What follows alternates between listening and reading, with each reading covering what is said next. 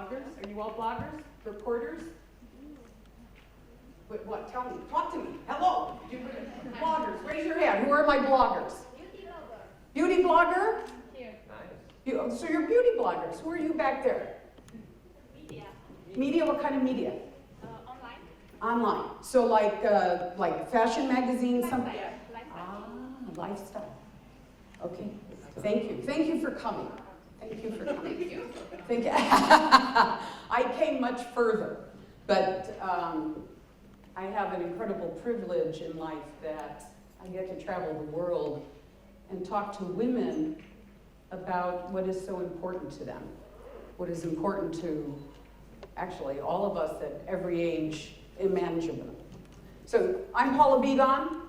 I am author of 21 books on beauty, on skincare, did some even on hair care. This is Bryan Barron. Bryan Barron has been writing books with me for 18 years. I launched Paula's Choice in 1995. I actually started formulating the products in 1994. Bryan came into my life and we've been formulating and writing ever since 2000. So Bryan and I are better together. I don't like going anywhere without him because he remembers everything and I remember nothing. So what I don't remember, he does. And often you'll notice we sometimes just break into debate because part of what we do that is so spectacular, really spectacular, is get to look at the research, discuss it, interpret it, look at new research all the time to discover and share what is truth in beauty. Me, my work since I've been young, through Paula's Choice, we're all about truth in beauty. And what truth in beauty is what is possible for skin. What can you do for skin, and what can't you do for skin? And it turns out that over the past 40 years that I've been doing this, it has changed remarkably. And so my work has changed. In fact, after I wrote my first book in 1984, I thought, oh wow, I've said it all. There isn't anything else to say. 21 books later, so many articles on Paula's Choice, so much of what we do, the information is constantly changing. We are about truth and beauty. So let me tell you the thing about truth and beauty that you're not gonna like, is that sometimes truth and beauty is disappointing. I'm gonna tell you things that you're not gonna believe. I'm gonna tell you things you're gonna be pissed about. I'm gonna tell you things and you're gonna think, well, I'll just go to somebody else who tells me what I want to hear. Because unfortunately, in the world of beauty, in the world of discovering ourselves, we often like being lied to. I wish it wasn't that way, but even in what I do, in the years of reviewing products, I remember the moments where we would be in the office and somebody would bring in a product, and even though we knew what the research was, we knew what the ingredients were, we'd look at each other and we'd go, what do you think? Is that possible? Nah, it's not. I know what it's like to be seduced. I know what it's like to be seduced by the claims. And I'm here to tell you, I know they're seductive. But the exciting thing is that there are great things you can do for skin. That's truth in beauty. The other part of truth in beauty is there are limitations. There isn't a miracle skincare product. There isn't a miracle skincare ingredient. I don't care if it's snail cream. I don't care if it's some plant oil from somewhere, something. It takes a lot of ingredients to make skin healthy. We're going to talk about that. The other thing about truth and beauty that I always like starting with, and wait a second, where are we? Oh, I know. Let's talk about, for a second, about that path, that journey of discovering how you want to be beautiful. So it's important, having traveled the world, and I've spoken to women all over the world, there isn't any place I've been where a woman says, I don't want to look good. I don't want to be beautiful. That's not important. Who cares? Women, we have estrogen, and estrogen for us, feeling beautiful is very important. Now, how you define that for yourself is your journey. It's what you want. And I want you to buy products that'll help you get there and avoid products that won't, and not waste your money on products that say they can do something when they can't. But what you want to achieve, that's your journey. I've had my journey. I'm still in process. I still weigh out what is possible and what is not possible as I'm now turning 65. I know what the limitations are of skincare, and I know what the limitations are about cosmetic corrective procedures. I know where they overlap, and I know where they separate out. That's truth and beauty, and that's what we're going to share. Next slide, Brian. So that's who we are. We're straightforward. We're globally minded. Paula's Choice is around the world. My books have been around the world available. We're honest even when it's disappointing, and I'm going to get to disappointing pretty fast. What's the next one? Okay, let me just start with sunscreen. Let's get the disappointment over right away. Okay. So you'll start hating me from the very beginning, okay? You're not gonna like what I'm about to tell you, especially it's summer, the Swedes. I thought the Swedes were gonna kill me because the reporters loved asking me, how do I get my skin ready for the sun? And the issue is you can't get your skin ready for the sun. Your skin is never ready for the sun. I'm gonna tell you this is absolutely straight truth. There isn't any research to the contrary. The sun is a carcinogen. The sun causes cancer. It's that simple. It is actually, what is the regulatory board is it the World Health Organization, the WHO? Yeah. See, if I don't have them, I don't know anything. The World Health Organization, the WHO, has listed it, the sun, as a carcinogen. So not only does it cause skin cancer, but it also hurts other health aspects of your body, and it is why we look old. 80% of what we think of as aging isn't aging, it's sun damage. There is no such thing as a safe tan. That's it, that's the truth, not even a little tan. The first minute of sun exposure causes damage. The first minute. There's no such thing as a safe tan. Tanning booths are cancer beds. Can't do anything about the research, can't do anything about what's truth and beauty. Bad rays of the sun come through windows. The most damaging rays come through windows. If you came here without a sunscreen on, you're hurting your skin. Your chest, your arms, younger and younger women not only have skin cancer rates, but they also are looking older. They're already having brown spots. If I am neurotic about anything, it's my gray hair and that I am not going to grow old with brown spots. So I can bet that if I was to come next to some of you much 30, 40 years younger than me, you probably have more brown spots than me if you haven't been good about sun protection.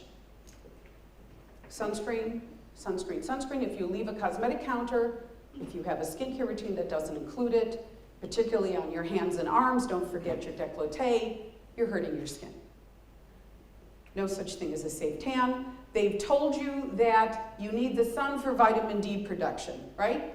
You've heard that one, I know you have. So it's true, the sun makes vitamin D, your body doesn't do it very well on its own, and it's hard to get it, enough of it from food. It's not easy. But the problem is you would be changing out one problem for another, assuming you would get vitamin D from the sun, and I'll tell you why that's a bit of a myth. Because to get skin cancer and have vitamin D, that doesn't make any sense. The vitamin D isn't going to protect your skin from skin cancer from unprotected sun exposure. The issue is that a tan blocks vitamin D production from the sun. The darker your skin color, the less able you are to get the sun through to make vitamin B. People with brown skin, say from India, people with black skin from Africa, are pandemically vitamin D deficient. Even though that part of the world is sunny for most of the year, large portion of it. Vitamin D deficient, melanin buildup, tan skin blocks vitamin D. All right, that's it. Well, it's not it. I promise you I'll mention sunscreen again. But that's the part you'll hate me about because I know you're all dying to get into your bikinis and get to the beach. There's no way in hell you're going to ever put sunscreen on. I know you guys are going to tan. And then when you're my age and looking much older than I am, you'll think, shouldn't I have listened to that crazy woman I met in Bucharest at the Radisson? All right, so let's go to some of the research. Latest research, and this is also kind of our myth-busting section. And now is a good time to, if any of you have questions as we're going through these, we love it when it's interactive. You do not need to wait until the end of the slideshow. Ask any time, interrupt us. We love it. We promise we won't mind. So just promise. Raise your hand, stand up, raise a glass.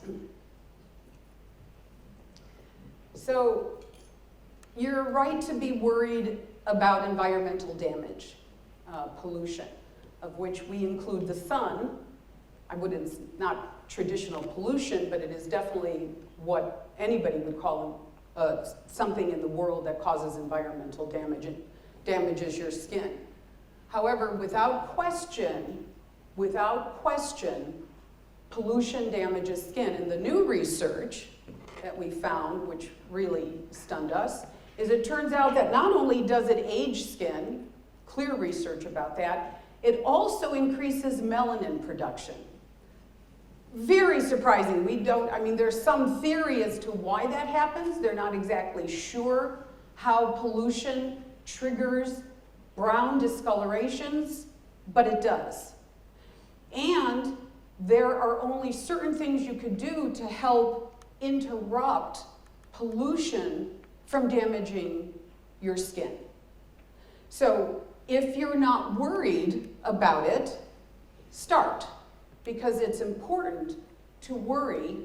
I don't want you to worry, I want you to do something about it. I want you to be active.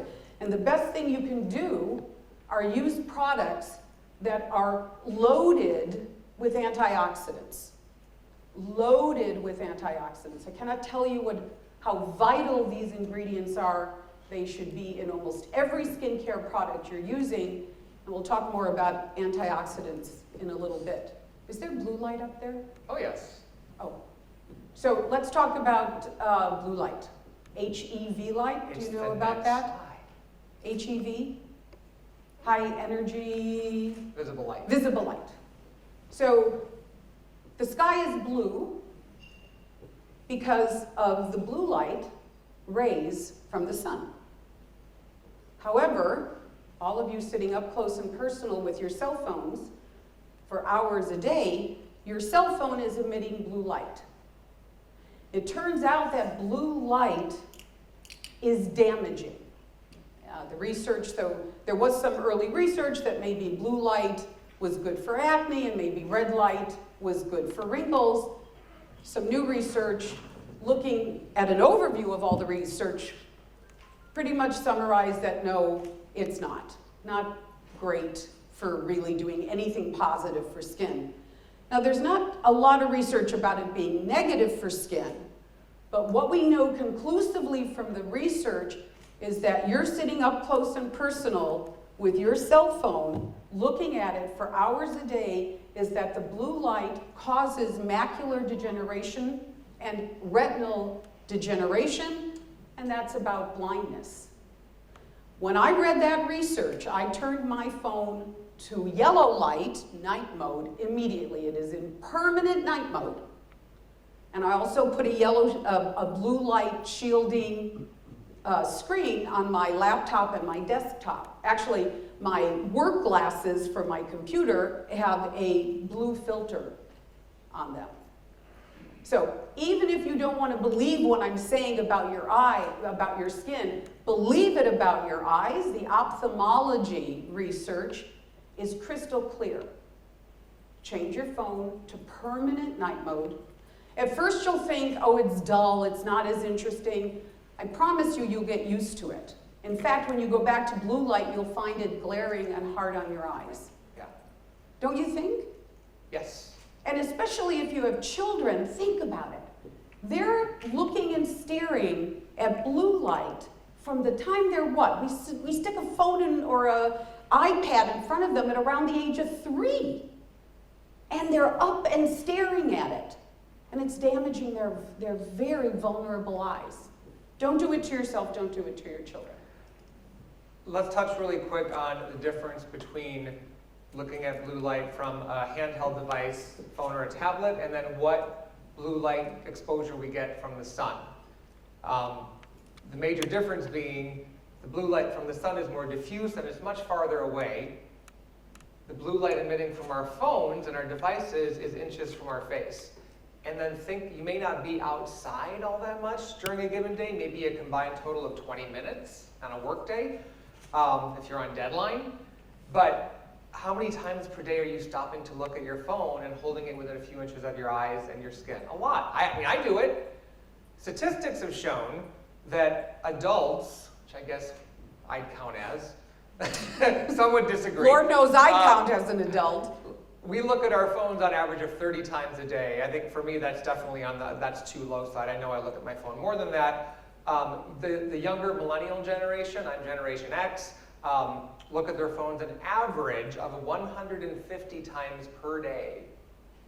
For long periods of time. The other difference is our phones are available to us to look at 24/7. Blue light from the sun is not a threat to your skin around the clock. We do get a break from it. We don't take breaks from our phones. Sunglasses are vitally important outside, and sunscreen to some extent can protect from the range of blue light in the environment that is causing damage. But for the eyes, it's about sunglasses. Excuse me, what's the difference on blue light, or how much damage does the manicure devices do? I forgot my gloves. You didn't remind me to bring my gloves. So do you get gel manicures? Do you have gloves for manicures? Oh, you're such a guy. Who gets shellac? What do you call them here? Gel or shellac? Gel manicures? Anybody get gel manicures? So when you stick your hand in the light, that's UVA light. That's a tanning bed. And if you look, yeah, that's why my nails never peel. It's gel. And so you can buy, I know what I bought, I went on Amazon.com, and you can buy gloves that have UV protection. Actually, I wear UV protecting clothes all the time when I'm outside, especially on the beach or kayaking. I'm an avid kayaker. I have a home in Hawaii. I'm very lucky. And when I'm outside, I always say I'm more dressed outside than I am inside, because I know there's no way I can put on enough sunscreen during the day to get me the protection. I mean, to really get on my big body, to get adequate sun protection, because you have to apply it liberally. And if it's long days or you've been swimming, you have to apply it every 2 hours if you're getting wet or sweating. That is way too expensive, so I wear what they call sun protective clothing. I have forever. And when I put my hands under the gel manicure light, I have gloves that I put on with the fingers cut out to protect my skin so I don't get brown spots. It was funny, my girlfriend, who actually has been really good about listening to, believe me, not all my girlfriends listen to me about this either. Nobody listens to me. So my girlfriend, who's pretty neurotic about sun protection and taking care of her skin, started getting brown spots, and she said, I do everything you say, you know I do everything you say, what's wrong? And I said, is what you've been getting lately are gel manicures? And she said yes, and I got literally right there. I went and opened my app, went on Amazon.com and ordered her a pair of the gloves, and sure enough, they're fading. Because it's a tanning bed. Tanning beds are cancer beds, and you're going to get all the same effects of sun damage from the gel manicure. How long do you have to let it cure? How long are your hands exposed to it? So for a full manicure, about a total of 15, what did you say, 15 minutes total? Yeah. 20 minutes depending? That's a long time. I mean, considering that It's you straight spend on. 5-10 minutes in a tanning bed, and that's equivalent to 2-3 hours of sun exposure. Yeah, not good. So, Microneedling. curious about microneedling? Anybody know about microneedling here? Have you heard about it? Yeah. The lawnmowers you're supposed to roll over your skin? Yeah. Yes, no? And then water it. And then water. Yeah, really, that's what they want you to believe. So, derma rolling is an interesting concept, and there's definitely research that the kind of derma rollers that physicians are using, and they hook them up to lasers, actually have some interesting research as a way to get benefit to the skin, to improve collagen production, to improve retexturing the skin. However, the problem with microneedling, the at-home devices, is how often we use them. What they literally do is wound the skin. You're running a lawnmower over your face. Actually an aerator, but I don't know what you would call an aerator in Romania. You know how when you're like doing your garden and you need to tear Till up the your... soil. It's sort of area. Is there, do you have this word in... It's the same word. It's aerator? I used it on my lawn this year. Yeah, don't use it on your face. Yeah, no aerator on your face. So what happens is, when you wound skin repeatedly, so let me do it this way. When I get laser treatments, or I get, thermage, ultrasound, or radio frequency lasers, and it wounds the skin, it starts making collagen. And that's good. You want it to do that. So it wounds the skin, you start making collagen, and then you actually keep making collagen. But the first type of collagen you make, when you get a laser resurfacing, or you get a deep peel resurfacing, or you get ultrasound or radio frequency that heats up the skin and damages collagen, the first collagen it starts making is wound healing collagen. Now that's okay, because then once the wound healing collagen is done, then the skin kicks in, if you protect it from the sun, kicks in to make healthy collagen. Wound healing collagen is very stiff and very brittle and not beautiful and soft, right? Because when you think of having a scar doesn't feel beautiful. The skin tissue doesn't look beautiful. That's because of super hyper production of wound healing collagen. What you want from after a laser or a deep peel or a light therapy, you want the skin to go from making wound healing collagen to making healthy collagen. But if you keep wounding the skin, that won't happen. What will happen is your skin will just keep making wound healing, not great feeling, brittle, unstable collagen. So when you keep rolling that over the face, you keep wounding it, and you never give the skin a chance to heal. So derma rollers, microneedling, whatever you want to call it, done at a dermatologist's office, is, when it's hooked up to a laser, has some interesting research. The research about microneedling, when you see it and it says, oh, look how much collagen it makes, it doesn't tell you the kind of collagen it's making. And then it keeps making bad collagen when you keep doing it. That's a problem for skin. The other thing they tell you is that it helps ingredients get into skin, right? You've heard that one? Microneedling helps the ingredients absorb into skin. Creates pathways. Pathways. They might even put some cocktails of ingredients after your microneedling Right, to absorb it. right. So here's the problem with that concept. First of all, you don't need all ingredients to absorb into skin. In fact, the beautiful, beautiful formulated products is some of the ingredients stay on the surface to reinforce skin, protect it from the environment, strengthen skin, prevent water loss. Other ingredients you want to go a little deeper, not too deep, to help reinforce skin, put it back together, help to hold the skin so that it's young again by putting substances in that recreate and reestablish the surface. And then you want other ingredients to go a little deeper. But you don't want everything to go deep because then you're leaving the top layers of skin naked. So even the theory behind it doesn't make sense if what you're doing is taking great care of your skin. So microneedling is interesting, done at a dermatologist's office once in a while. Don't buy a series of them. And definitely, I cannot stress enough what a problem it is for at-home use.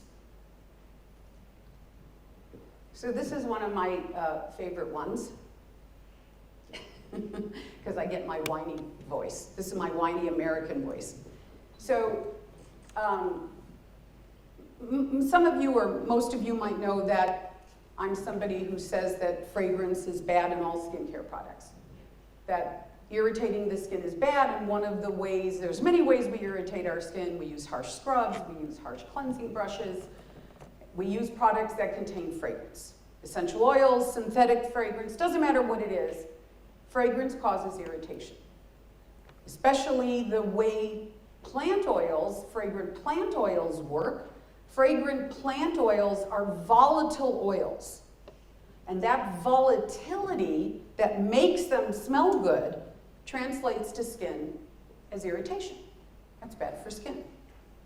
But then people will say, this is my whiny American voice, well, Paula says she doesn't like essential oils because it irritates my skin, but I don't see any irritation, so she's wrong. No, I'm not. I'm not saying it, I'm going by the research. I never, when people say, do you think this or do you believe this? And I go, I don't believe or think anything. I have no belief. I'm agnostic about skincare. What I wrote in my first book in '84 is no longer true. Not one word of it. Because as the new research has come along, truth and beauty has evolved. The discovery of what is great for skin has evolved. So the truth is that what the research shows is skin hides irritation. It's very good at hiding inflammation. So even though you don't see it on the surface, it is happening underneath nonetheless. And the best way we know this is the sun. When I'm sitting next to that window and I don't have sun protection on, and those UVA rays are hammering through, I don't feel that. I don't see anything. But not only is it breaking down collagen, hurting the skin's immune response, breaking down elastin, damaging the surface of skin, it's creating skin cancer cells. I don't feel anything, I feel just fine. And the damage is happening anyway, even though you don't see it. You knew we'd get back to sunscreen, right? Sorry. Are you bored with that already? Do you want me to? So, it's funny, I don't get bored with it, and I've been talking about this for years. So,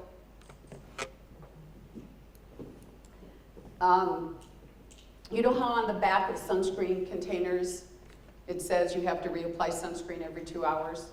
Have you noticed that? So, the answer is it's not true. Number two, well, I mean, it's true that it's there. It's not true that you have to in terms of sun protection, but it's also not practical advice. I mean, really. What woman, first of all, I don't even know that you can get men to wear sunscreen except Bryan, and his husband and son. I don't know how a woman is gonna wash her face every 2 hours, reapply her sunscreen, and then put her makeup back on. Who the hell is going to do that? It is ridiculous advice.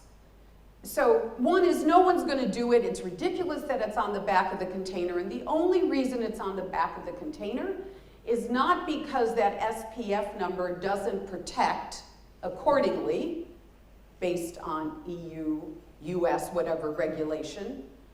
But the issue is that dermatologists and research has determined nobody is applying sunscreen enough.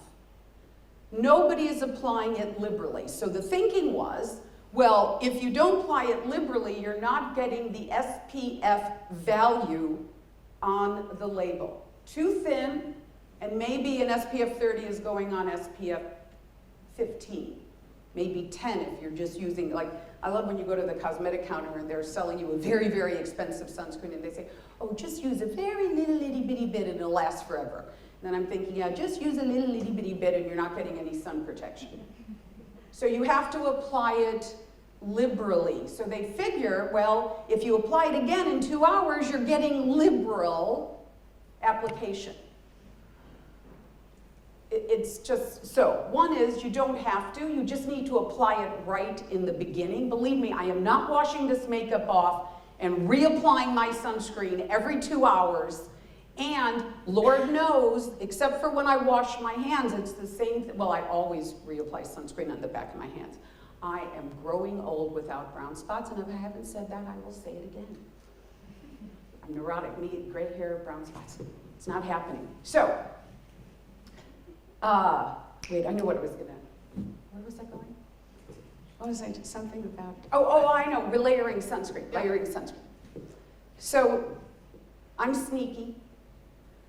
I have more daytime sunscreens for the face than probably any other cosmetic company I can think of. Every skincare routine comes with a sunscreen. Our new defense line comes with a sunscreen. If I'm gonna sneak a sunscreen in on you any way I can. We have a primer for foundation application that contains a sunscreen. I would like if everybody wore a foundation with sunscreen. I don't sell one, but if you can find one, wear it. The more sunscreen you layer up, I know you will get the liberal application you can. So, sunscreen, sunscreen, sunscreen, next. Have you heard this one? Skin needs different ingredients at night than it does during the day? Yeah? Does that one sound right? It's wrong. It's not true. Other than sunscreen. Very good. I knew some of you were listening. Thank you. So, other than sunscreen, and it was right up there, so some of you cheated. Other than sunscreen, there is no research showing the skin needs different ingredients at night than it does during the day. One of the myths we see a lot, which is just so shocking to me, is the myth out there is your skin is healing better at night than it is during the day, so you need more, I don't know what ingredients, because your skin is healing more at night. It turns out that what the research says is the skin actually heals better during the day. Now, no one is quite sure why that's true. There is some research that said, it's not research, thinking that it's because you're walking around and moving and your blood circulation is increased, and blood circulation increase helps healing, more oxygen moving through the body, better, you're not laying down flat and swelling, and movement could be helping, your body temperature might be better during the day than it is at night. So there can be many reasons, they're not exactly sure, but for certain it's not happening at night. That still doesn't change a thing. Pollution is there all the time, skin is repairing itself all the time, skin needs help all the time. It needs the same substances at night than it does during the day, just like your diet. A healthy diet is a healthy diet for breakfast, lunch, and dinner. You might have a preference for different foods at different times of the day, but you still want to eat and I've seen Romanian food and we won't get into that, but you still need an antioxidant, anti-inflammatory diet all day long, every meal. Nobody has said, well, you need these. Well, actually, I know there are some people who say you can't eat that during the day, and But in terms of a healthy body, you need healthy foods all day long. So does skin. And we'll talk about the ingredients it needs all day long in a minute. How about now? So this is great skincare. This is what makes brilliant products. This is how we have been formulated, obviously gentle, no fragrance, what a shock, no synthetic or natural coloring ingredients, only ingredients that make a difference and improve skin, nothing irritating, nothing harsh. So, regardless of your skin type, regardless of your age is not a skin type, age is not a skin type. Seasons aren't skin types. My skin doesn't change summer to winter, so I don't change my skincare routine. If you're somebody whose skin changes, then you have to look at it. But you don't need to change necessarily. Skin type is skin type. If you break out around your period, sometimes your skin changes sometime during the month. You pay attention to what is happening to your skin, not what month it happens to be. So, regardless of skin type, regardless of age, everybody needs cell-communicating ingredients. Those are peptides, retinol, niacinamide, and ceramides. And what those ingredients do is tell skin to make better skin. Tell skin to make better collagen. Tell skin, literally, talking to living cells, to do better at whatever it is skin needs. You want to take skin replenishing? Yeah, skin replenishing ingredients give back to skin what it loses through time, through environmental exposure, age, those substances that are a natural part of what's called skin's intercellular matrix, the mortar that holds the bricks that are skin cells together. So hyaluronic acid is probably the most publicized one, especially due to its connection to anti-aging, but there's also less impressive sounding ones like glycerin, like cholesterol, like sodium PCA, and ceramides. Ceramides have they're multifunction. They're replenishing and they're restorative cell-communicating ingredients. But all of those ingredients are vital to helping your skin rebuild its barrier, hold on to hydration. The myth about drinking water, making skin more hydrated, it isn't true. I wish it was. It was, yeah, that simple. Because of sun damage primarily, the substances in skin that give skin a balance, that helps skin stay normal and stay together, break down. And your skin can't make as much of them. In fact, eventually, as you're old enough with enough built-up sun damage, actually stops making them almost altogether. So the more you can give your skin of these ingredients, and you cannot give it too much, it is astounding the difference it can make in skin. Because it strengthens the skin. So we tend to get and we'll talk about hydrating ingredients in a second. The issue with hydrating ingredients is that we think of moisture as being the all-important aspect of skin. The hydrolipidic film. And that if you got to keep that, you know, it's giving skin moisture, moisture, moisture. It turns out what makes skin beautiful isn't just giving it moisture. It's hard to give skin moisture from the outside in.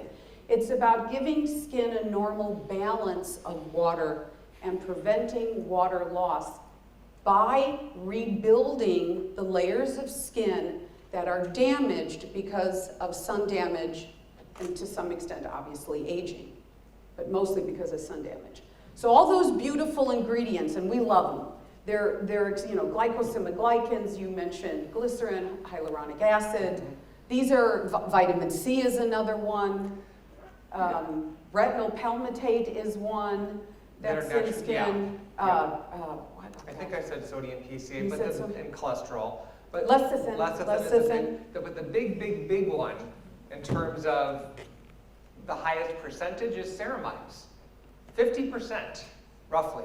Some would say even more than that is of our skin's barrier is composed of ceramides. And there's 9 different ceramides present in skin, and they each have individual roles and overlapping roles.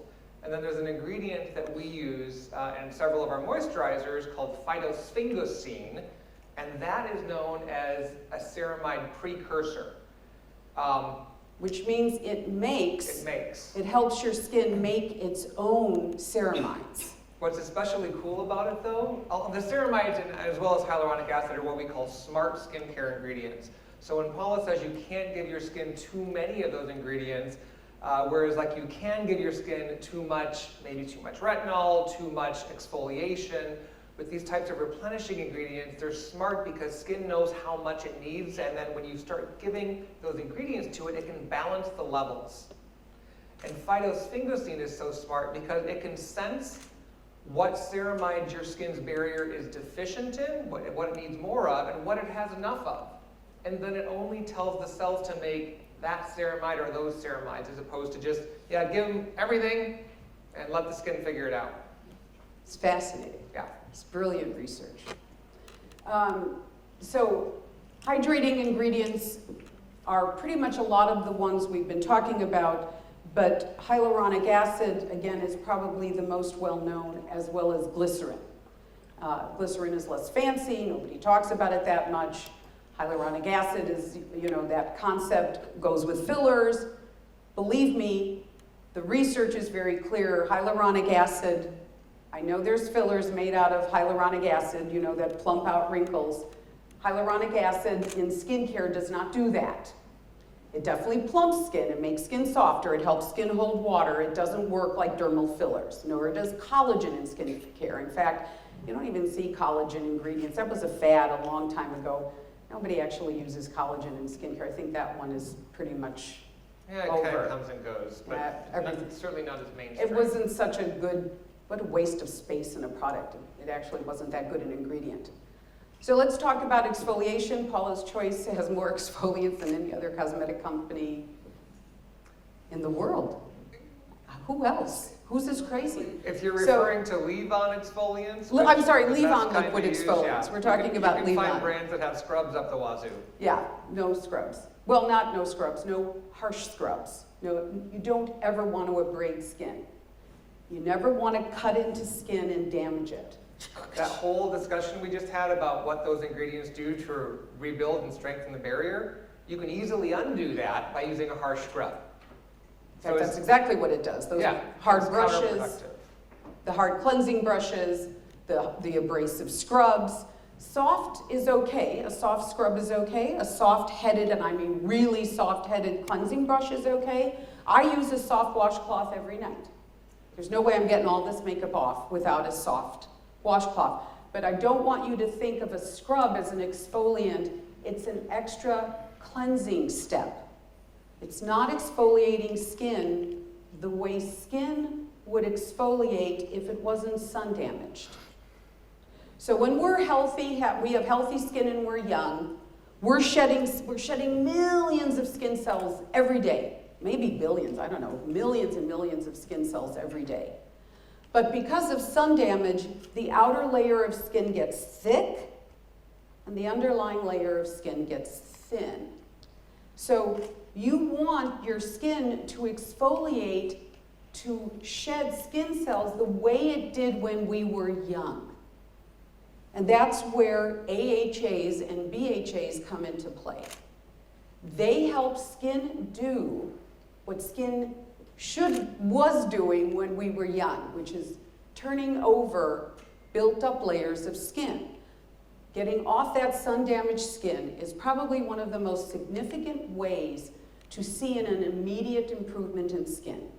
Most skincare is a long-term commitment. Just like if you want to diet and lose weight, it's a long-term commitment to being healthy, to eating healthy. Skin is the same way. It's a long-term commitment to see a difference, maintain a difference.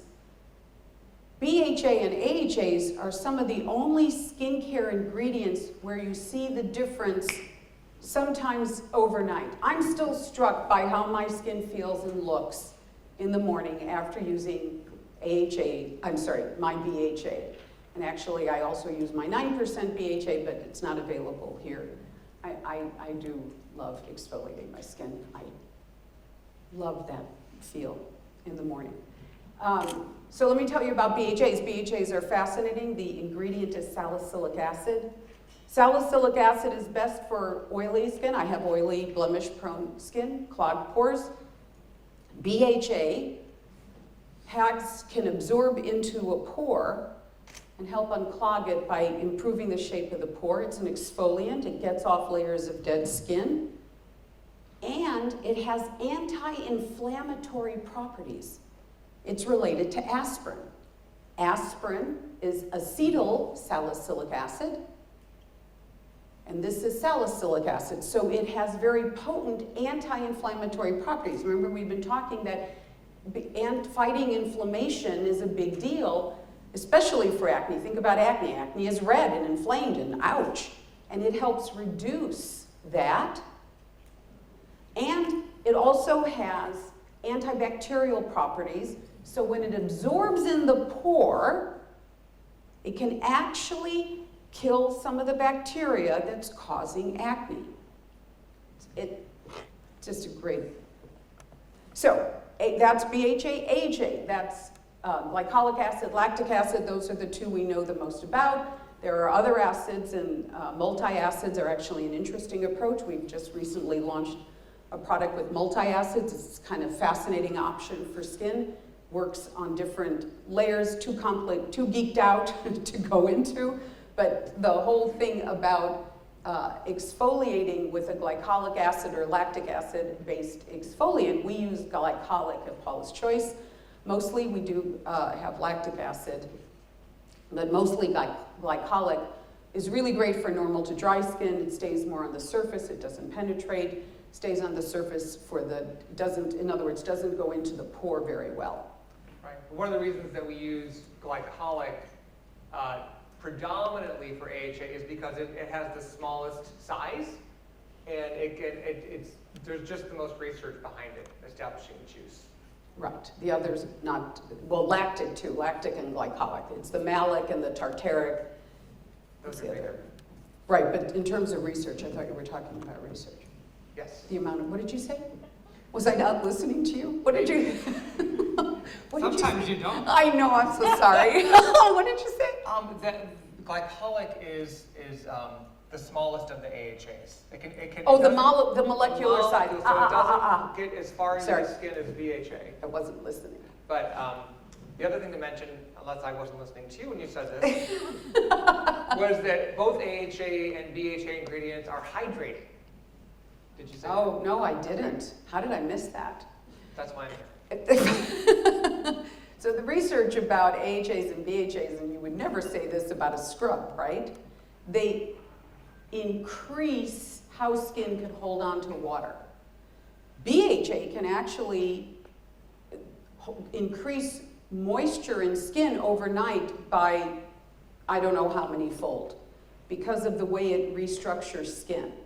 So both AHA and BHA are hydrating. Not that they put water in the skin, but anything you do to improve the surface of skin, to restructure it and make it stronger, keeps the natural balance of water in the skin. That was good, thank you. Superhero ingredients for skin.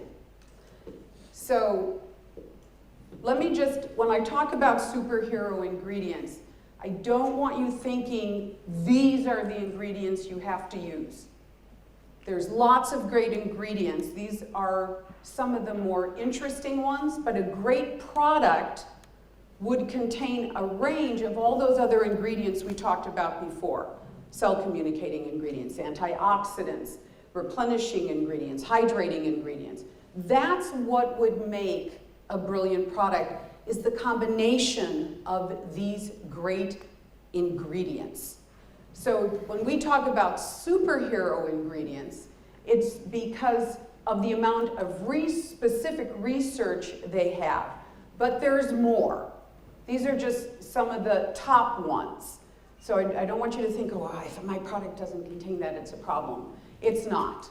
Because, for example, somebody like me, Retinol is the second one on the list. Retinol is vitamin A. Retinol is a wonderful ingredient. It's got a 40, 50-year history of research showing how it improves cell production, how it improves skin. I can't use retinol. I'm one of those small percentage of people that is sensitized to any amount of retinol. So I personally can't use retinol. Do I wish I could? I wish I could, but I use products with peptides.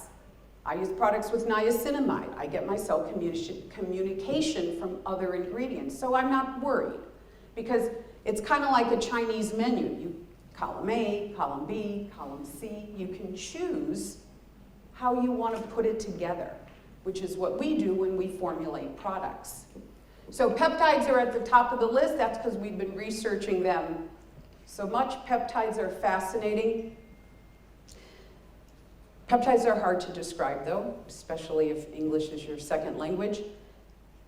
So peptides are fragments of protein, and they are a major way within your body skin communicates, and cells communicate, and organs communicate, and nerve endings communicate to do different things. In skin, these newly developed peptides, bioengineered peptides, are designed to be communication specific. So one peptide can go in, one type of peptide can go in and tell skin, make more collagen. And another peptide can go in and say, you improve how water moves through skin. Another peptide can go in and say, stop making brown, discolored skin that isn't my natural skin color. And on and on. Make elastin, I'm not so sure I believe the elastin research, it's out there, but I wouldn't call it overwhelming research, so I'm not 100%. Yeah, it's more in line with repairing, some amount of repair of damaged elastin. And keep in mind that when we do say repair, and I say some amount before that, is one, because a lot of these studies are done on isolated human cells, not intact skin. And then that sample in the lab isn't continually being exposed to the environment like people are. And then what looks good in a lab setting as far as repair may not even transfer to something that you would visibly see. So under a microscope, you can say, yeah, we got some amount of elastin repair. We can see that the fragments are coming together. They're not as frayed looking. But does that transfer to a surface benefit? You'll see that's where, as we say, the jury is still out. So again, truth and beauty, what I love to tell you that my peptide booster will build lots of elastin and firm your skin and make it look like 20 again. No, I'd like to say it, but it wouldn't be true. So that means I'm not, because it's not truth and beauty. But it is exciting, the potential. Some of the stuff we know that peptides can do.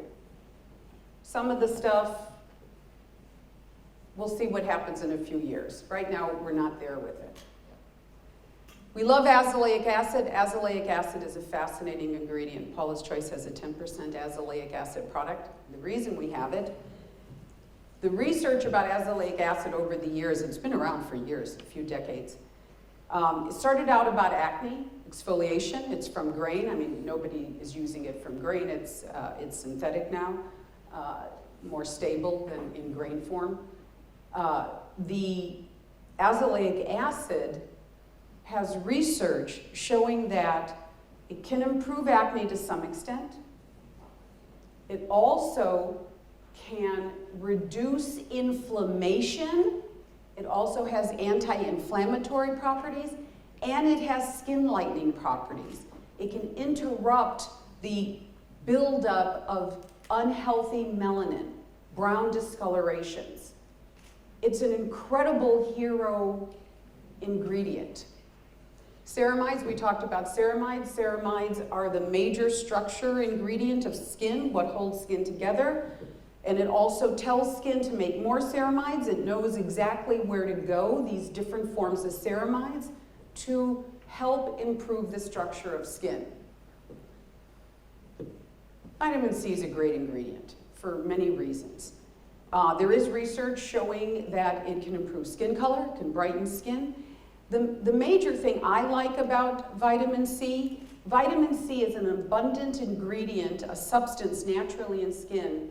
It's one of the natural antioxidants in skin that skin stops making, again, because of sun damage. So when you give your skin more vitamin C, that's one of the replenishing ingredients we were talking about that gives skin the vital substances it needs to repair itself. Antioxidants are all about interrupting free radical damage, mostly from pollution. Hyaluronic acid, we talked about hyaluronic acid, niacinamide. I love my 10% niacinamide booster. I don't often add new products that I make to my skincare routine. I'm a pretty... It's frustrating. Stuss. You try to get Paula to try something else and everyone's raving about it. She's like, no, I'll stick with my product. Really happy with it. I don't...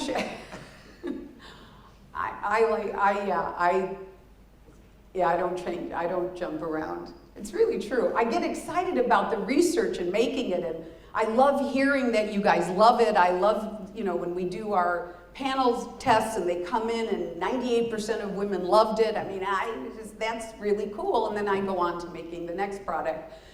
And I don't always use it. We don't make every product given the size of our line for Paula. Paula has her own I skin used to. type, her own needs. Yes, when the line first started out, It was all about her. me. Ergo, Paula's choice, right?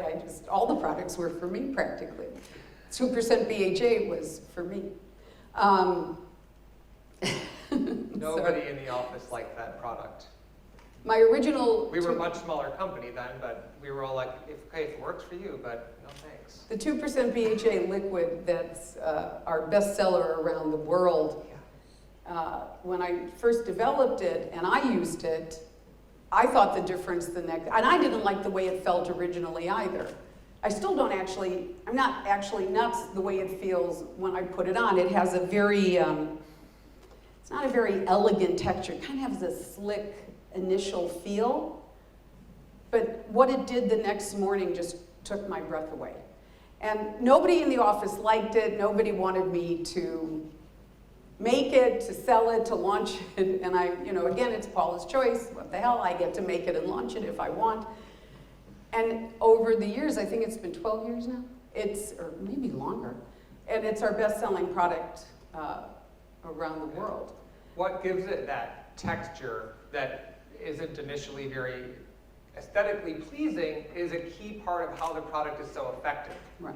So if you're sitting there thinking, well, why don't you just change that, then we would change what people love about the product in terms of what they see the next day. So we do have more elegant 2% BHA products that work quite well. We even have in the States, like I said, a 9% and a 4%. Yeah. So we have more aesthetically pleasing ones, but when you have very stubborn acne and very stubborn clogged pores and very stubborn acne, the 2% liquid in my skin perfecting line would be something, is just wonderful to consider. So niacinamide, I went back to BHA, I can't help myself, I always talk about BHA. Niacinamide, the research about how it improves pore size is the reason I made it. And it was also the reason I added it to my skincare routine, because if there is something I struggle with all the time, it's pore size. I've had chronically oily skin from very young and breakouts. So improving pore size, I kind of figured, well, I was doing everything right. I was using all the right products. My pore size had improved. I figured that was as good as it was going to get. And then I read the research about niacinamide, particularly higher concentrations. We made ours, and I actually did see an improvement. I added it. It's just one of those few products I add to my skincare routine. And like azelaic acid, it's just another one of those multifunctional ingredients that we love. Because most people have more than one concern or issue going on at the same time. You have enlarged pores, maybe that's what you're worried about the most, but maybe you have uneven skin tone. Maybe you have rough, dry patches. Niacinamide can help with that too. So we love using ingredients like that give you more than just a single benefit, in much the same way we love formulating products that contain ingredients that do multiple things for skin as opposed to just one ingredient, and that's the star of the show. Actually, niacinamide also has research, pretty fascinating research from showing that it has anti-aging properties, that it improves collagen production, reduces wrinkles. So let me introduce you to Defense, because I can't just keep talking. So this is the finish line of our slideshow. We can move into Q&A, although again, you guys can ask questions at any time. So the interesting thing about making products and being a formulator is, obviously you can tell I have a very specific philosophy about skincare. And for those of you who know Paula's Choice, you know that for the most part, all of my skincare routines are by skin type. Because choosing products for skin type is a very big deal. Because as somebody who has oily skin, tends to break out, clogged pores, if I use products that have lotions and creams and are thick and heavy, I'm going to feel like a greasy slick and break out and feel uncomfortable. My makeup would slide right off. So if you have oily combination skin, you need products that are loaded with the healthy ingredients we've been talking about, but also are very fluid and lightweight and liquid. I hate, other than around my eyes, I hate putting lotions and creams on my face. So we have, for almost all of our product lines, we have normal to oily collection and normal to dry collection. Turns out, as stubborn as I can be, that a lot of women just think they have skin. Especially younger women don't want to have to think about skin type. So how do I introduce good skincare, great skincare, ingredients that get products to a woman's face, a young person's face in particular, but any woman's face, all of the ingredients we've been talking about to strengthen to the skin, to interrupt sun damage, antioxidants, and a sunscreen. What a shock. So, and also a simple routine. A lot of people don't want a complicated routine. So how do I get someone started in the direction of taking great care of their skin when they don't think of themselves as having a skin type? They just say, I have skin. And I know I need to start doing something to take care of it. And then we create a defense. And so I'm going to let Bryan talk a little bit more about the products because he remembers better than I do. But it's a 3-step routine, and the reason there's 4 products is because the daytime product contains sunscreen. Oh, you were listening. And the nighttime product doesn't. And both are loaded with all the beneficial ingredients we've been talking about. Yes. So I'll give you a quick run through of the highlights per product, and you are all getting a full set to take with you. This does not launch in the States until September. It should launch shortly after that in this market, but you're getting first dibs. So the cleanser is our hydrating gel to cream cleanser. This is an all skin types product, as Paula mentioned. What I think is so fun about this cleanser, if you can call a cleanser fun, is that it is a morphing texture. Do you know that word? Morph, change. Yeah. So it starts out as a gel, and then when you get it wet and you start massaging it over your face, it turns into a really cushiony cream. So it feels very luxurious and elegant, but it doesn't leave a residue on your skin. So if you're thinking cream cleansers, I've got oily skin, don't worry about it. This will just leave your skin fresh and clean. In terms of pollution, really quick point, and I'll get into the next product. You want to wash your face twice daily to remove those surface pollutants that just splashing with water alone isn't going to do.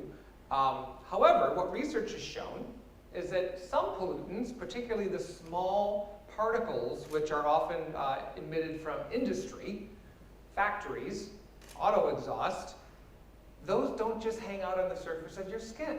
they're actually small enough to get inside the pore and they can become stuck. Your cleanser isn't reaching that deeply into skin. So you need something like the antioxidant pore purifier that has about 0.5% of salicylic acid, formulated at a lower pH.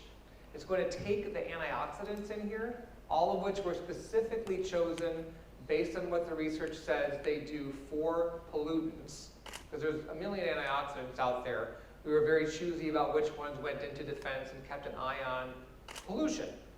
But the salicylic acid carries those antioxidants further into the pores so they can neutralize the damage, because those pollutants, if they just left to hang out in the pores, they cause this inflammation that just continues, and it builds and it builds and it builds. It can lead to all kinds of visible problems. So anything you can do to neutralize that, keep it from getting worse, is a good thing. The daytime moisturizer we're calling Essential Glow. It has SPF 30. We're calling it a glow because that is what you will see on your skin.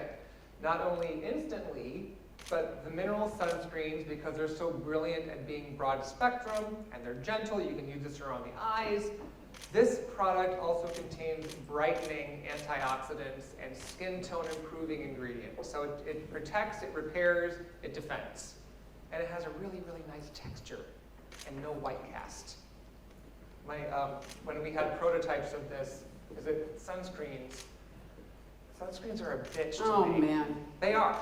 And we've You know, made so we've many made- of them. Each one is a challenge. But when we got to this one, I knew we had a hit on our hands. My husband loves mineral sunscreens. He has sensitive skin. When I brought home the prototype of this one, I tried it and thought it was pretty fantastic, and I left it for him and I didn't say anything. And like 2 days later, I said, "Where's that little sample of it for you?" And he goes, "Oh, that, you're not getting it back." He's like, "I love that sunscreen." He's like, "If you guys don't approve this version, I am going to personally slap Paula." And he loves Paula. And I love him. So last product is the Nightly Reconditioning Moisturizer, antioxidant loaded in a really nice layerable cream gel texture. Again, all skin types. I'd have to double check the ingredient list. I'm almost certain this is oil free if you have a concern about that. But it is designed to, so this is essentially around the clock pollution protection. And you can rotate, or not rotate, you can use this collection with any of our other products, including an exfoliant. If you're already using one of our exfoliants, you're getting an extra nudge, I say, of exfoliation with this, but we purposely kept the amount of salicylic acid on the lower side. Its main objective is to get those antioxidants further into the pore lining, so they can get to those pollutants that just washing alone isn't going to take off. And if you wanted, and actually part of my skincare philosophy just in general is as your skin needs things because of your specific concerns, how much sun damage you have, rough skin, acne, dry skin, whatever might be happening to your skin, that's why I've made products that are layerable. So for my skin type, I use my skin balancing cleanser, I use my skin balancing toner, I have since I made them. I use my 2% BHA liquid, I use my niacinamide. I gotta stop putting so much on because I keep running out of it. I use my 10% niacinamide booster. I use my ultra light resist super antioxidant concentrate. I use other products, but those are the major ones. I use my eye cream for around my eye because with the super antioxidant concentrate, I get that antioxidant boost, which is what you would be getting straight across the board with all of these. But let's say you had enlarged pores, you might want to consider adding the 10% niacinamide. Let's say you had dry patches sometimes, maybe in the winter. Rather than changing your whole skincare routine and running around finding a new moisturizer you like, you could use one of our plant oil boosters. And then you would just put those fatty, beautiful oils that are hydrating and building on skin and just put those over the dry areas because you don't necessarily need to change everything. You never need to change everything. I left this part for you because it was your idea. It was my idea. So what I want you to think about is what we call APF, which is anti-pollution factors. So that when you think of the damage that's happening from pollution, that the different factors, the different elements in the air that are impacting your skin, that each one has a way that it damages skin, which goes back to what Bryan was saying, is when we chose the ingredients and the way we have looked at product development around the type of antioxidants we use, different ones do different things. There's many different pathways in skin, many different roads that make skin do different things that are good and bad. So we paid attention to the causes of damage.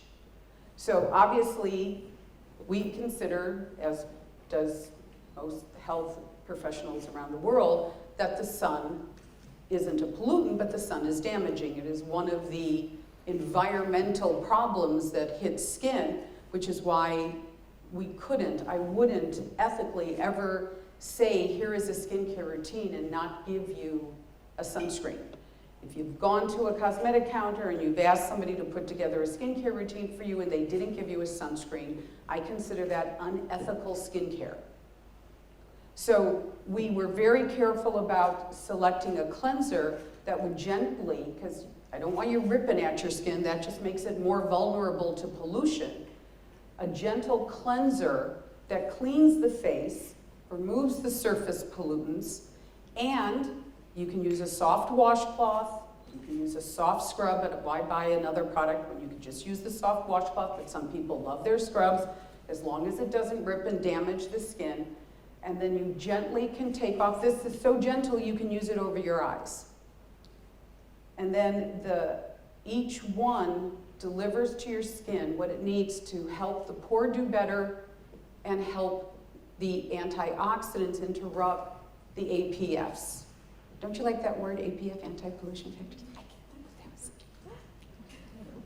So that's Paula's Choice. Paula's Choice is all about truth and beauty. I know there's some things I probably said that don't make you so happy, but everything is what the research says is true. That's all I can do. As the research changes, you gotta come back to me. You gotta come back to Paula's Choice because we'll update our information. We're always updating our products. That's part of my passion, is looking at how to put ingredients together to get skin what it needs to stay young, to stay healthy, to stay as clear and smooth as possible. Stay out of the sun. I know the summer is coming, but I am telling you, you knew I was gonna end with sunscreen, right? I am telling you that there isn't anything more significant for your skin than not getting a tan and being sun smart. Sorry, I know, it's boring. Your girlfriend is out there in a smaller bikini than you even thought was humanly possible. I am telling you, she will look older than you. You might not look so good on the beach in August, but I am telling you, in just a few years, she will look older than you. And you'll think, oh, that crazy woman. I listened to her and my girlfriend didn't. So I want you to take good care of your skin. I love when you use Paula's Choice. I'm very proud of Paula's Choice. It's what we do. It's what we have put our passion and life into. But what I really care about from the beginning of my career is you use what works and you stay away from what doesn't. I think a lot of you know I don't like jar packaging, right? No jar packaging, right? Take the lid off, all the beautiful ingredients go away, they start deteriorating, particularly the plant extracts. So, I want you to use what works, not what doesn't. And again, I love when you use Paula's Choice, but mostly what I'd like you to do is pay attention to truth and beauty and follow that journey with me. It's a good path to be on. It's a way to discover ourselves and discover how to take care of ourselves. So thank you for letting me spend the time with you. And if you have questions, I know I'm sounding like I'm going away. I'm not going away. If you have questions or you want to take pictures, let's take a few minutes. Any questions? Questions, yes. So I have a few questions, if it's okay. Sure. One of my friends asked me, I know you're against the sun, staying in the sun. she has a baby, and she asked me, is it okay if I stay with my baby in the first hours of the day? So, you know, there's a conception that if you stay, let's say, between 9 and 11 in the sun, you don't get sunburn. Bullshit. Are you kidding me? Well, there's truth to No, that. I'll from tell, the it sunburn. depends where you are. Yeah. I'll tell you, one of my first, this isn't research now, I'm just yelling at him. One of my first experiences, I don't know how many years ago, I was in Fiji with one of my ex-husbands, never mind. It was 8 o'clock in the morning. You're so the Liz Taylor of Seattle. It was 8 o'clock in the morning in Fiji, and we were running. And I thought the same thing. If it's early in the morning, I won't get damage. I got a severe sunburn that actually wrecked my summer. My vacation in Fiji. However, having said that, daylight, it is about daylight. And damage begins the first minute your skin sees the sun. Minute, daylight. And even if you think you're not the sun, the sun isn't seeing your skin, it is. That is a huge myth. And even in the evening, when I go out and the sun isn't down, I put sunscreen on again, if it's been a long day. Do you have windows? And then what's the answer?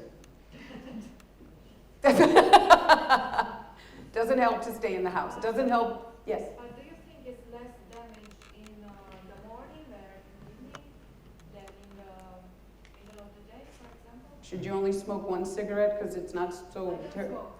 But I'm using the metaphor. Yeah. In other words, how much damage is, why is any damage okay? And the thing about the damage is it's cumulative. I know. So the answer is, it's all damaging when you add it up. It's all damaging. That study, I want you to know, this is like 10 years ago, I would have said to that question, the sun is there different times a day? For certain, when the sun is straight overhead in the summer, it's more damaging. There's no question to that. However, it's not just red that's damaging the skin. Remember, it's the UVA rays that you don't feel. But the study that came out that looked at 1 minute of daylight exposure, that it happened in 1 minute that the collagen starts breaking down, the elastin breaks down, the structure of skin breaks down. So it's like saying a little bit of, I can just break a little bit of bone. I can just cut myself a little bit here, and it's not so bad. It's bad. It's bad. Believe me, I look better with a tan. Actually, now I actually like my white skin, but I used to think I looked beautiful with a tan. It was hard to give up. I understand. I also know how young I look now in comparison to a lot of my friends. I know. See, you don't like me now. It's so depressing. Yes? In addition to my question, there are some mothers who think that an SPF could be, let's say, maybe toxic or damaging for a kid's skin. So The sun is toxic and damaging to a kid's skin. Pediatric boards, baby doctors around the world have said that if a baby's skin sees the sun, they need to use sunscreen. Straight across the board, I don't know any boards saying that. Maybe there's some board somewhere saying otherwise. I haven't seen that research. And then if they're worried, and I would too, then I would only put a pure mineral-based sunscreen on my kid's skin. It's the notion that the product is toxic, but the sun isn't, is insane. The sun is a carcinogen. You need to be afraid of it, not your product. That's just nutsy. Do you think that drives me a little crazy? Yes. What do you think about self-tanners? Great. Fine. In whatever format, foam, lotion, cream you prefer, I would watch out for the self-tanners that are highly fragrant. A lot of cosmetic companies stick extra fragrance in because the reaction that occurs in the uppermost layers of skin that causes that nice tan color can emit, it can stink. Now, it's somewhat... It's the dihydroxy. Acetone, yeah. The ingredient itself is actually kind of stinky. But for some of it too is body chemistry and how your body chemistry interacts with the self-tanner. I'm not saying any of you smell, but if you've wondered why a certain self-tanner smells like nothing on you and your girlfriend uses it and she's like, that was the worst experience ever, it's body chemistry that plays a role. The good news is there's dozens and dozens of self-tanners out there, so if one makes you smell not so great, try another one, because they all have the same ingredient that turns skin color. Dihydroxy acetone, yes. You said earlier that you have to apply the sunscreen liberally. Yes, How much do you need to apply on your face? okay. Very good question. Yeah, so there's a lot of discussion, I've seen a lot of discussion on the internet, you know, really geeky out sites talk about measuring it, and it's, the issue is you put it on enough so that you see it, you let it absorb in, and then you put it on again. That is the best. Well, I do, because I am neurotic, but if you put it on liberally, okay, yeah, I'm pretty neurotic, so especially on my hands and arms. For me, because I double apply sunscreen, right, I have sunscreen underneath my foundation with sunscreen, so I'm already double applying, so I only do that double thing when I'm not wearing foundation. I do a pretty liberal application on the face and neck, and then I go over, and my sunscreen's pretty fluid, I go over the high points of my face and do another layer. So the forehead area, or any place you've ever seen your face get sunburned and it turns more red. The bridge of your nose, tops of your cheekbones, don't forget your ears. Major new area for skin cancer showing up are the ears. More so in men than women because most women wear their hair so that it covers their ears. But like you're sitting there with your hair pulled back. Protect those ears. Any other questions? Yes. Can you tell us why, if everybody knows the sun is bad, and I cannot believe that a company who's formulating products doesn't know that sun is not good for skin, why do they sell after sun lotions trying to tell us that it's okay to go to sun, and then put this lotion and the skin is just going to be super tan and no other problem? You know how we talked about women like being lied to? So that's the... I mean, it sells I mean, look, do I wish all cosmetic companies, you know, I grew up in the cosmetic world. I grew up criticizing, you know, and looking at skincare well before I started making my own products. And why companies do what they do, you know, they either don't know, and then they're idiots, because it's not like anything I'm telling you is a secret. All that research is out there. Bryan and I spend most of our lives just looking at the science and the research about skin. It's nothing we're saying is a secret. On every product page and every article we write, we list the published research we use to assess the information, how and why we made this product. So either a company just doesn't want to know, or I hate saying this, but I don't know. Maybe we'll just call them idiots. I don't know why. It's bad skincare. It's unethical. It drives me nuts. When a reporter asks me, how do I prepare my skin for the sun? There is a cosmetic company. I mean, look, you probably won't talk to any other cosmetic company that says you can't prepare your skin for the sun. Not any time of the year.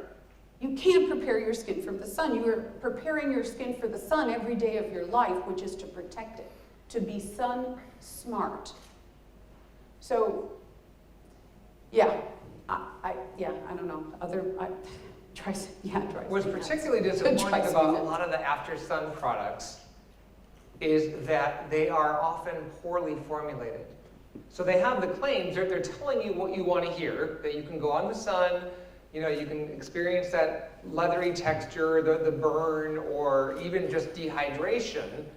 Now, dehydration is something that a lotion can fix pretty well. But everything else, all the deeper damage that you won't see until years later, you can't fix, not with a cream like that. And you can't even fix it with great skincare if you're not willing To stop. to stop. And when you are outside, because we all have to go outside at some point in the day, you have to protect your skin. Because you'll just keep damaging it. Skincare can't keep up with the damage if you keep damaging it. It can only, skincare, the truth is skincare can only do so much. Great skincare can do a lot, but there's where skincare stops and where skincare starts. There's what skincare can do and what skincare can't do. And one of the things it can't do is repair repeated, ongoing sun damage. Just can't keep up with the ripping apart of your skin. You will get some amount of repair if you start protecting your skin and use the types of products with the ingredients we've been talking about. And that is one of the areas where skincare is really exciting. Any other questions? There. Oh, you're good. I'm sorry I'm not looking over there. So you mentioned earlier about the scientific research that because you're not dermatologists, so some people may say, okay, they say a lot of controversial things. We do. Where do they get their research from? So can you mention? From documents, from published journals. Please. Just like that, published journals. Yeah. And it's the thing about dermatologists is dermatologists aren't doing the research we're doing. Dermatologists study disease. We don't study disease very much. I'm not making suggestions for severe types of dermatitis.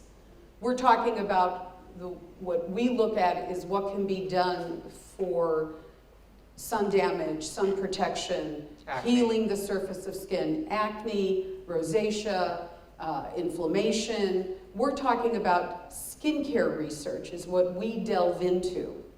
What doctors do is they do disease, that's what they're trained to do is disease research. They don't do the research we do, I know, because I go to dermatology conferences and I know some of the crazy things dermatologists say all the time. And it's not that it's good or bad, it's just that they know disease. I wouldn't go to a doctor, I wouldn't avoid a dermatologist if I have a skin disease. If you have cystic acne, there's very little the skincare industry can do for cystic acne. You need a dermatologist when you have severe cystic acne. But in terms of what it takes to make a product and put it together, Bryan has spent 18 years, I've spent 40 years just looking at the published research, medical journals. I mean, back in the day before the internet, I just lived at the library, the medical libraries at the university I was at, or when I moved to Seattle, the University of Washington.